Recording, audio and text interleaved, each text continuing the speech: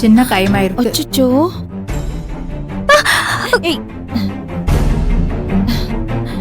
என்னம்மா உனக்கு அறிவு கிரிவு கெட்டு போச்சா என்ன? நீ என்ன தப்பு பண்ண? நீ எதுக்கு இப்படி ஒரு காரியத்தை பண்ண? எதுக்கு உன் காலை நீயே இப்படி சுட்டுக்கிட்ட?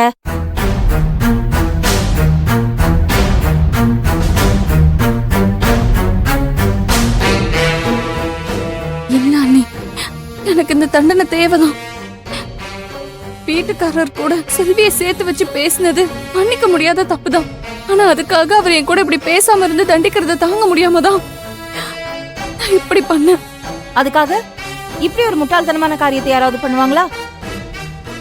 ஏதோ சின்ன காயத்தோட போச்சு. இதே பெருசா இருந்தா என்னமா பண்ணிருப்ப நீ? எனக்கு வேற வழி தெரியல அண்ணி. இப்ப கூட இந்த தீ காயத்தால ஏற்பட்ட வலி கூட எனக்கு பெருசா தெரியல. ஆனா அவர் இப்படி என் கூட பேசாம முகத்தை தூக்கி வச்சுட்டு இருக்கிறது தான் எனக்கு பெரிய வலியாவே இருக்கு. அதை என்னால தாங்கிக்கவே முடியல. செல்வி, நீயும் என்ன மன்னிச்சுக்கோ செல்வி. ஏதோ ஒரு அவசரத்துல புத்தி கட்டு போய் நான் பேசிட்டேன். என்ன தயவு செஞ்சு மன்னிச்சுக்கோ. கீர்த்தி, எதுக்கு நீ மன்னிப்பு கேக்குற? நீ மன்னிப்பு கேக்குற அளவுக்கு என்ன பெரிய தப்பு பண்ணிட்ட?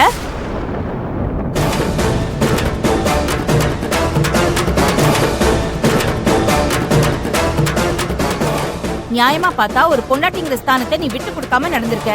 அதுக்கு எதுக்கு நீ மன்னிப்பு கேட்கணும்? அக்கா என்ன பேசுற? எதுக்கு மன்னிப்பு கேட்கணுமா?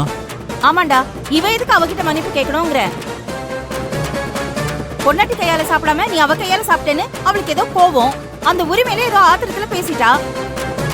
அதுக்கு போய் மன்னிப்பு கேட்கற அளவுக்கு போணுமா? என்னக்கா நீ எப்படி பேசுற? ஆமா, அடுப்படிதான் ரெண்டா பிரிச்சுட்டீங்கல்ல. அப்புறம் இங்க யார் பசி பட்னியோட கடந்து செத்தாதான் என்ன? அவங்கவுங்க பிரச்சனை பார்த்துட்டு இருக்க வேண்டியதானே. இப்படி பண்ணாம இருந்திருந்தா இந்த மாதிரி குழப்பம்லாம் வராம இருந்திருக்கும்.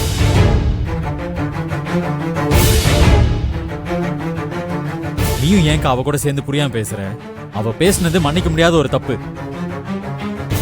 ஆமா அண்ணி, அவர் சொல்றது உண்மைதான். நான் செஞ்ச விஷயம் எல்லாமே தப்புதான். ஆனா நான் ஏன் இந்த மாதிரி பண்ணேன்? அவர் மேல இருக்கிற பாசத்துல ஏதோ கோவத்துல அப்படி ஒரு வார்த்தையை விட்டுட்டேன். அதுக்காக நான் உங்ககிட்ட எத்தனை முறை வந்து மன்னிப்பு கேட்டேன். ஏன் இப்ப கூட நான் உங்க காலையும் செல்வி காலையும் விழுந்து மன்னிப்பு கேட்க கூட தயாரா இருக்கேங்க. கீர்த்தி, நீ எதுக்கு யார் காலையும் விழுந்து மன்னிப்பு கேட்கணும்? அதுக்கெல்லாம் ஒரு அவசியமும் இல்ல. திரு, இது பாரு, நீ என்னதான் சொன்னாலும் ஒரு பொண்டாட்டியா அவ செஞ்சது சரின்னு தான் நான் சொல்லுவேன்.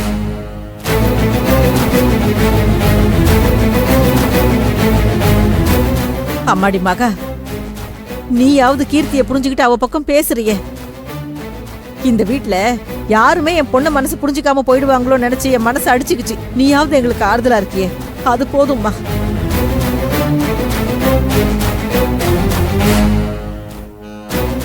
நடந்ததெல்லாம் பாக்குறப்போ எனக்கு இன்னொரு சந்தேகம் வருது.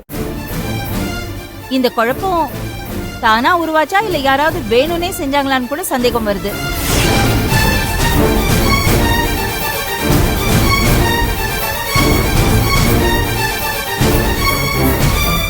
மகா, செல்வி வேணும்னே செஞ்சிருப்பான்னு சொல்றியா?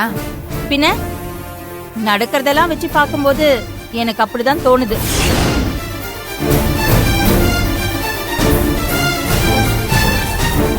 மகா, நீ பேசுறது தப்பு. செல்வி மேல இருக்கிற கோபத்துல என்ன பேசுறதுன்னு தெரியாம பேசுற. இது நம்ம குடும்பத்துக்கு நல்லதில்ல, சொல்லிட்டேன்.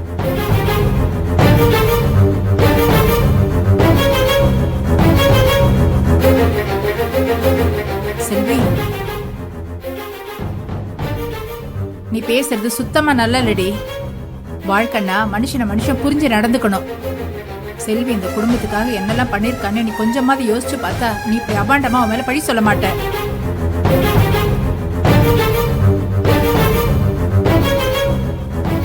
அக்கா, அம்மா சொல்றது சரிதான்க்கா.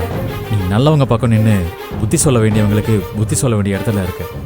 ஆனா நீ எப்படி பேசுறத என்னால ஏத்துக்க முடியல. என்னடா ஏத்துக்க முடியல? என்ன ஏத்துக்க முடியல? இத பாரு, நீயும் அம்மா மாதிரி பேசாத. 1000 தான் இருக்கட்டும் திரு, இவ உன் பொண்டாட்டி.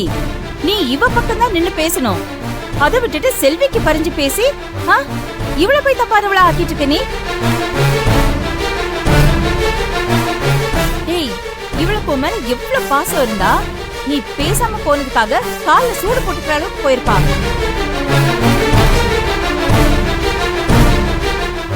ஆயிரம் இருந்தாலும் நீ பண்றது தப்புடா. டேய், நீ உன் பொண்டாட்டி கையால சாப்பிடுறத விட்டுட்டு செல்வி கையால சாப்பிட்டதுனால தானே இவ்ளோ பிரச்சனையும். இதுக்காக நீ கீர்த்தி கிட்ட பேசாம இருக்கிறது எனக்கு சுத்தமா சரியா படலப்பா. அவ்வளவுதான் நான் சொல்லுவேன். இத பாரு, அவ முழுகாம இருக்கா, நீதான் அவளை கண்ணும் கருத்துமா பாத்துக்கணும். இந்த அக்கா அவ்வளவுதான் சொல்லுவேன், சொல்லிட்டேன். அதுக்கப்புறம் ஓ இஷ்டம்.